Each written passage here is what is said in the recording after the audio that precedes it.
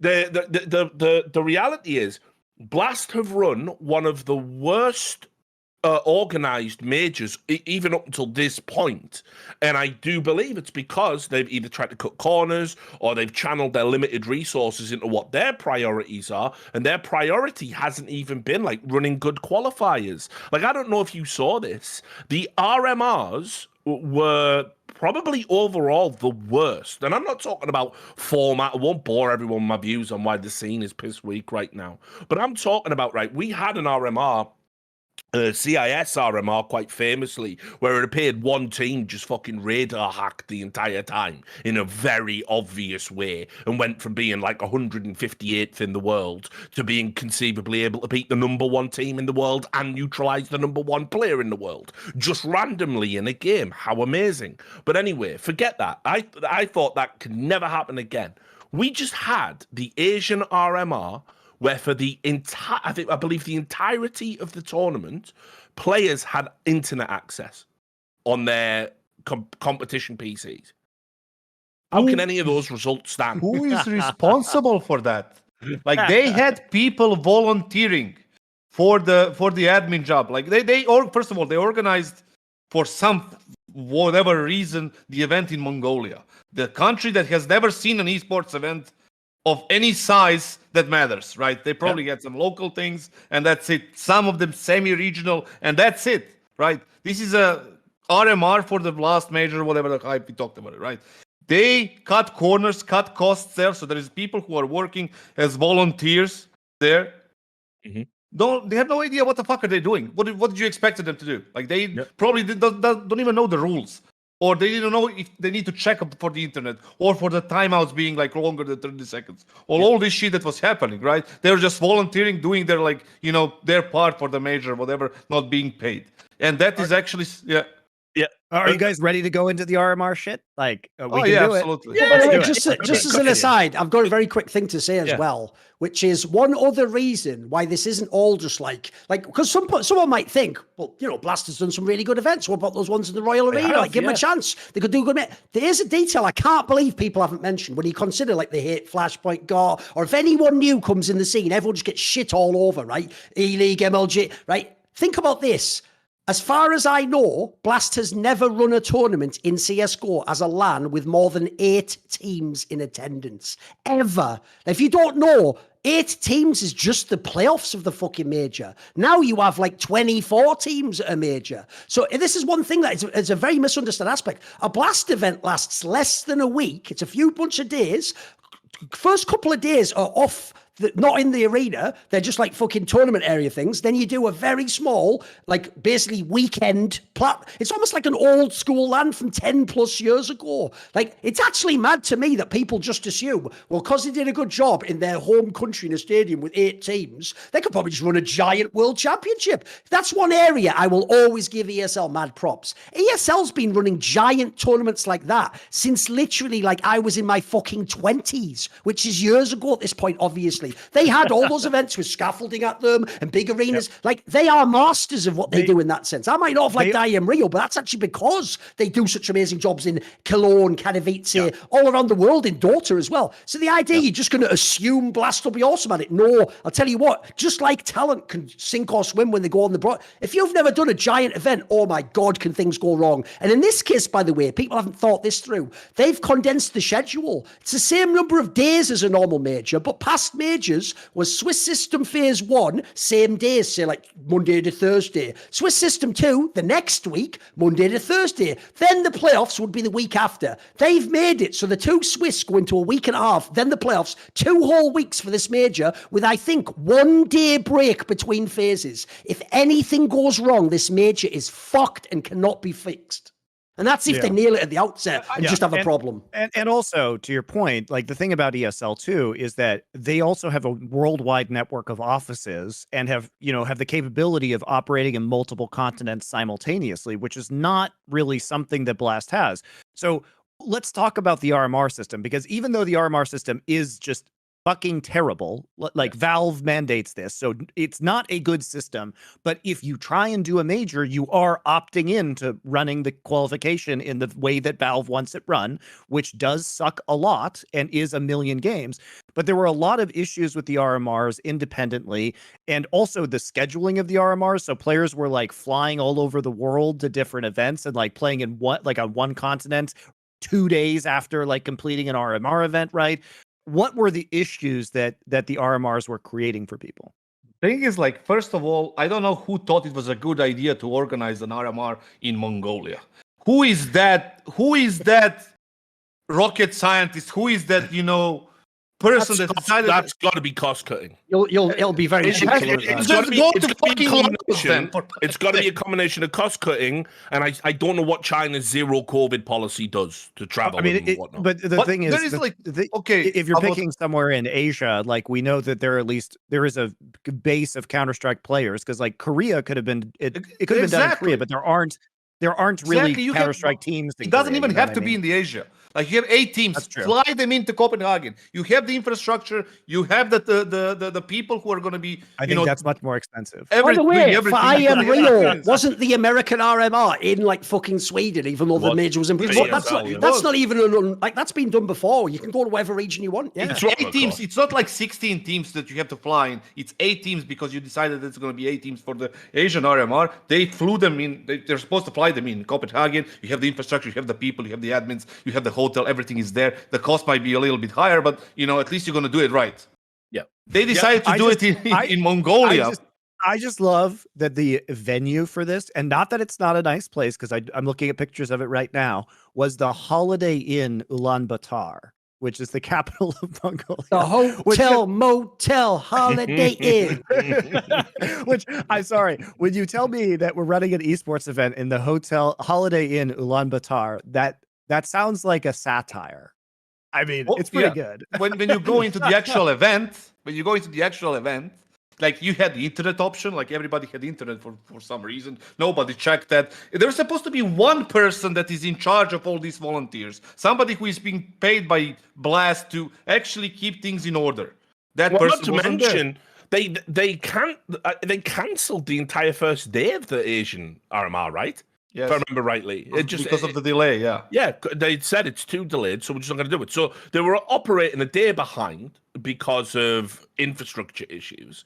Then, obviously, that spills over into integrity issues. Now, it's not even just the fact that they had fucking internet access the entire time, which, as I said, if there's one region where I would be worried about integrity issues and match-fixing potential, I don't know, like, guys, maybe I'm old-fashioned. Maybe Asia is that region just based on the pure numbers and the things I've seen in my reporting, but whatever, forget that. There was also, just to add insult to injury, they didn't enforce Valve's rules about coaches.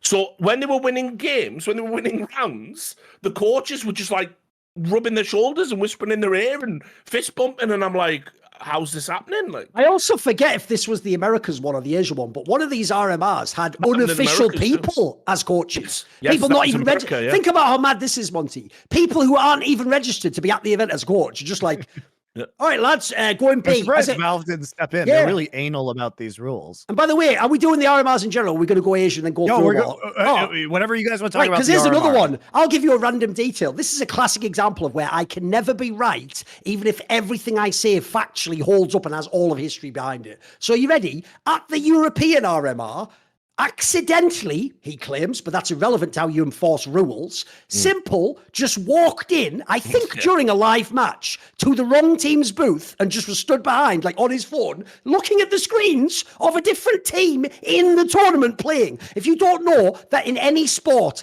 A, you wouldn't be able to get back there. B, who the fuck are the people running the tournament as admins who don't know what Simple looks like? The greatest player of all time. He'd only, like a few months earlier, by the way, been voted like player of the fucking decade. You can't even recognize him. And then also, that would be an instant penalty of something, a minimum of warning, because you essentially could have like cheated in that way. You could watching their screen. There's a million factors as to why that can't happen. By the way, that wasn't even something that was a scandal, Monty. I just saw that. It was a blip on the radar for everyone else. And when I said there should probably be like a minimum, a warning or a penalty, people were like, but why? It's simple and he wouldn't have done it. Oh God, I can't do it, boys. You can't explain that. You can't explain that concept. It's just very difficult. It's like I would fire all these admins. Just send them home. Well, like, it's not even Simple's fault. Like he was just walking. He wandered in, like whatever. But what the fuck was admin doing? Just stop him. Hey, you can't go in there, mate. They didn't even use the right rule set in Asia. So they didn't have the right server config. So every time they were taking timeouts, it was 60 seconds instead of 30. And for the time after rounds, it was set to 7/5. So there was like so basically like players could die. Oh, by the way, apparently I did miss a simple one. Apparently that was EPL, people are saying. To be fair, I could be wrong. Oh, okay. Yeah. There was like 2 extra seconds at the end of a round where you could go and hunt guns. So if you were a CT and you had to save, you had, there was 2 extra seconds that you could get caught out. So, I mean, the Asian RMR was a complete fucking disaster. Then in the Americas one, we had the same thing with the coaches, the law not being enforced. And then the coaches, they decided when they were muted or not the admins. So at any time, they could just unmute themselves and go, hey, what up? I'm looking at these screens, yeah. Do this, and you wouldn't know about it. Like, obviously, it's recorded, but Blast aren't going to impugn themselves. And then they also, at one point, had malfunctioning headsets. And so when they wanted to talk to players, they had to lean in and talk into the player's headset to address the team. So, I mean, so that's just incompetence. So anyway... What's that like some Kanye shit? Like, yeah, I'm gonna let you finish it, IGL, but team dinner at 12. Like, right? So Blast.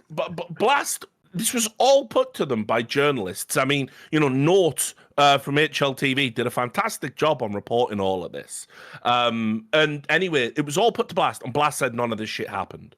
They denied even at one point saying that the coaches couldn't interact with players. They literally said, we're looking into this. I've got the quote here. We're looking into this, and if this did occur, we will investigate. There is video footage of them doing it. How long is this investigation?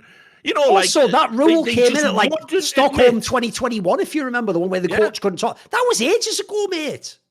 Yeah. So Blast essentially were like deflecting all these perfectly valid criticisms for the RMR. Now, look, I'm not saying this had any sort of outcomes, but at the end of the day, you ran qualifiers for a world championship. The world championship you said you always wanted to do and intimated to the fans that you've been pitching for all this time when you never had, right? The final one in CSGO.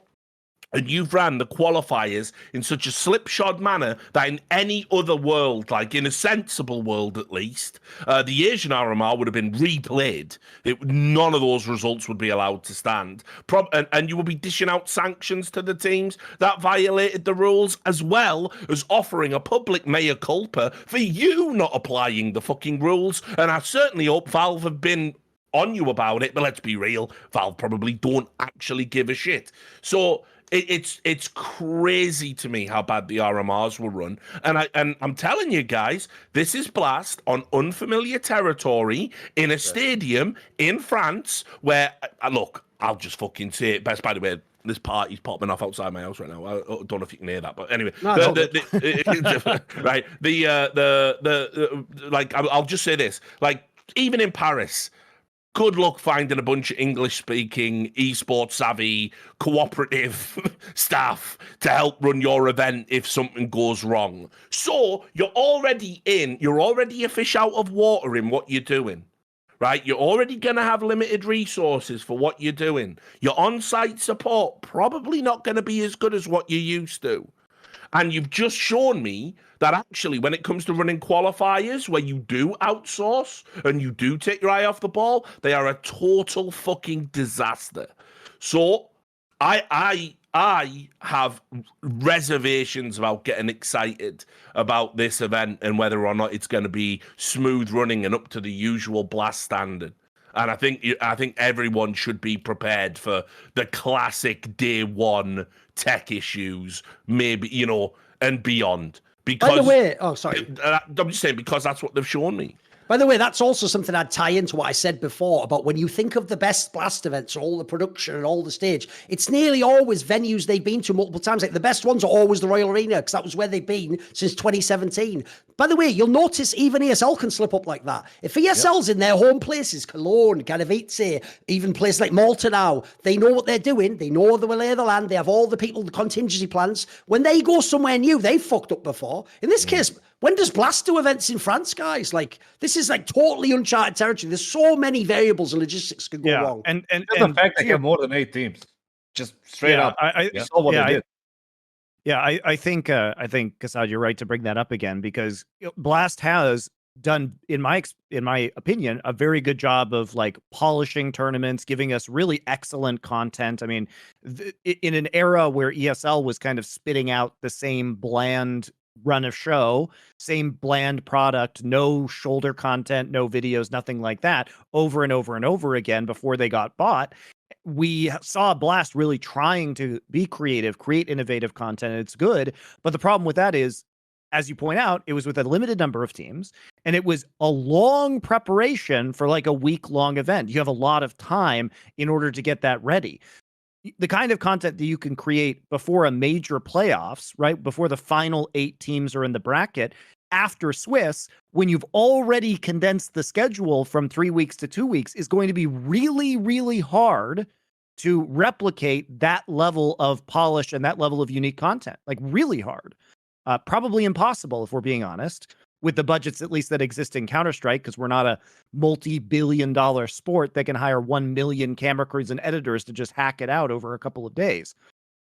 So I do think that he is the shoulder content of this event, by Christ. the way, so. No, but anyway, like I think it's very difficult because the skill set is very different. Blast is about a long preparation for a relatively small event, where to you guys' points, ESL is excellent at doing these large scale events and making sure that they run smoothly in all of these different locations. And we've seen in previous majors, famously like the Face It major had like a lot of issues with the live broadcast. And if you're not really good at solving those problems quickly or are aware of what problems could crop up and solve them before the event even starts, it can be really hard to do that because once everything gets going, there's very little room for error. But did you see what happened when they had 16 teams outside of Denmark? That's in Monterrey. First of all, why would you organize? I understand, like maybe because of the logistics, you can't go into NA because of the visas, so they make it like it's the closest thing to NA. I was in Monterrey in 2021, playing the RMR from Hilton Hotel. That city might as well be fucking Medellin from the fucking Pablo Escobar era. Dude, it is fucked. Being there. Yeah, the guy was that good, was it? Fucking up. The guy in the fucking hotel in the gym in the morning, one day we were just sitting there just doing our shit and we start talking. And he says like, listen, I've been out yesterday in the middle of the day and he got robbed in the fucking middle of the city, downtown. And you go there like first time, like in that area, you have no idea what's going on. You organize an event with 16 teams in the city that has never had anything to do with esports ever. You have so many things that were issues with the headsets. I think they didn't even have the headsets for the first part of the tournament. I think I did the podcast with HLTV when we were talking about this. Like, what did they think at some point? Like, when you run the rehearsal the day before and there is no headsets, that you're gonna go to bed and wake up and then magically the headsets will appear? Like, what's the idea behind that shit? Yeah, I mean, there's a worrying trend in general where it's like, I understand that we want to show how global esports is. And look, we brought this up all the time. I don't care what country you host an esports event in. But if you're doing that, and then if you're doing an event abroad, and it just so happens that due to economies of scale, it's cheaper to do it in that country, don't then go to the cheapest spot in that country. because unfortunately, the rest of the world, best will in the world, there are some countries where the economic disparity creates unbelievable grinding poverty for the poor people in that country. And when people are pushed to that limit, there is going to be crime. That is a reality of it. It is a reality of it. And I'm not just being like one of those Western imperialist dirtbags. I'm talking about in America, for fuck's sake. I'm talking about in European countries, because all the greedy fucking political class have hoovered all your fucking money out of your pockets, and you will notice that wealth disparity is creeping up, not going down. And so in the countries that already had massive wealth disparity, guess what's happened there? Oh, the same. The huge transfer of wealth. So crime rates are going up. Now, that's not necessarily true in all of these countries, but there are some countries that are so fucking raw right now. And here we are in esports thinking, I know what we'll do. We'll run an esports event with loads of shiny bits of equipment in this crime hotspot in this country, and let's send a bunch of fucking nerds there.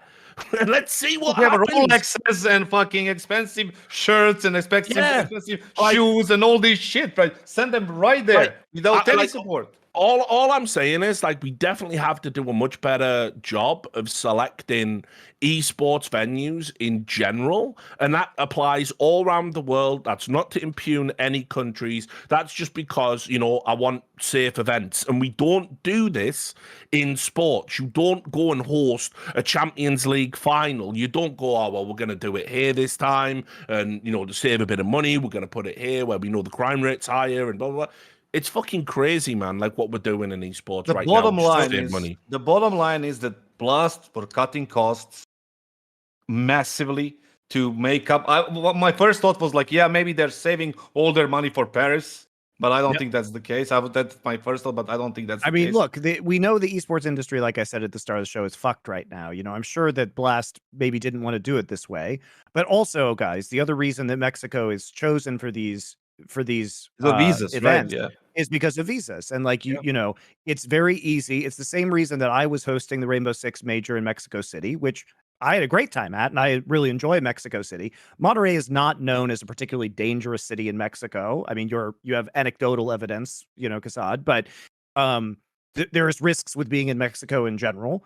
But I mean, we've had Cancun events by Face It as well. Now, I can probably in a resort, right?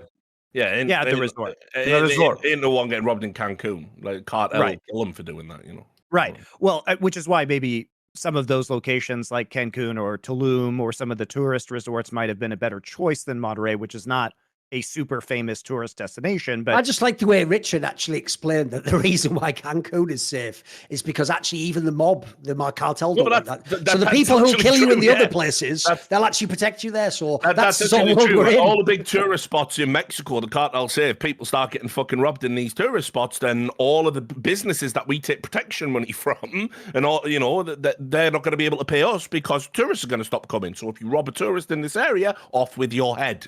In this case, quite literally. See more cool, funny, interesting clips based on topics from my content? Well, subscribe to this channel then, or, be a pleb and don't.